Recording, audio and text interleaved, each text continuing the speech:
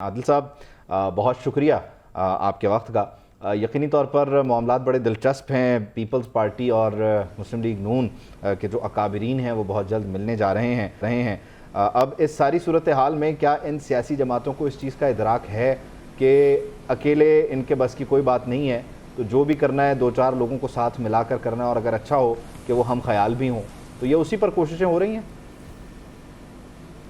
دیکھیں، ابھی تو انیشل بات چیت ہے، اور ابھی جو سندھ کے اندر جو سب سے زیادہ پرابلم آ رہی ہے پیپلز پارٹی کو، وہ جو مسلم لیگ نون دسمبر میں اپنی کمپین شروع کرنے جا رہی ہے پورے ملک میں، اور خاص طر جو کراچی میں ان کا جلسہ ہوگا، اس موقع پر جو انٹیریئر سندھ کے کون سے بڑے جو پولیٹیکل شخصیات ہیں وہ اس میں شامل ہوں گی۔ اصل میں تو یہ پیپلز پارٹی کے لیے اس ٹائم پرابلم بن رہی ہے۔ جی ڈی اے جو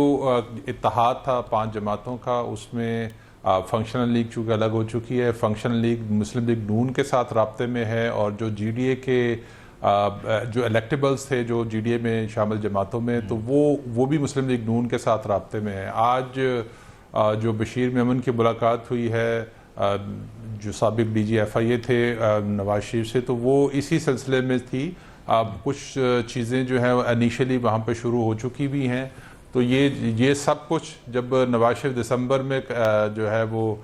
جلسہ کریں گے، تو اس کے بعد جو ہے سندھ میں کلیئرٹی آئے گی کہ مسلم لیگ نون وہاں سے کتنی سیٹیں نکالنے میں کامیاب ہوگی۔ باقی پنجاب تو آلریڈی کلیئر ہے ان کے لیے، اور بلوچستان میں چونکہ ان کا اتحاد باپ کے ساتھ ہوگا تو وہاں بھی اتنا کوئی ان کے لیے پرابلم نہیں ہے۔ کے پی میں دیکھتے ہیں کہ وہ کس طرح سے کس کے ساتھ آپ نے بڑا دلچسپ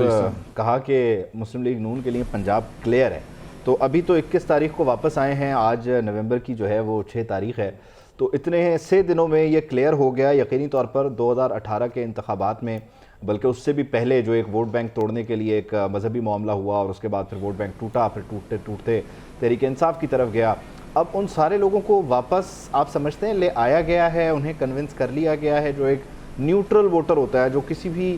سیاسی نعرے کے پیچھے چل پڑتا ہے؟ آپ کو لگتا ہے کہ اتنے سے دنوں میں وہ ہو گیا ہے، کلیئر ہو گیا ہے، یا بس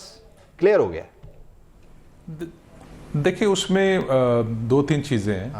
وہ جو آپ اشارہ کر رہے ہیں وہ بھی ہے، لیکن اس میں سب سے امپورٹنٹ چیز ہے کہ آپ کی مینجمنٹ، پارٹیز کی مینجمنٹ جو ہے وہ کتنی امپورٹنٹ ہوگی الیکشن سے پہلے۔ الیکشن چونکہ 3 مرحلوں میں ہونا ہے، تو ایک جو سب سے بڑی اس ٹائم موومنٹ ہے کہ وہ آپ نے جو جیسچر ہمارے جو جسے پاور پالیٹکس کہتے ہیں، کہ وہ کون سی جو پولیٹیکل پارٹی ہے وہ پاور پالیٹکس کا جیسچر دیتی ہے، تو اس وقت آبویسلی مسلم لیگ نون جو ہے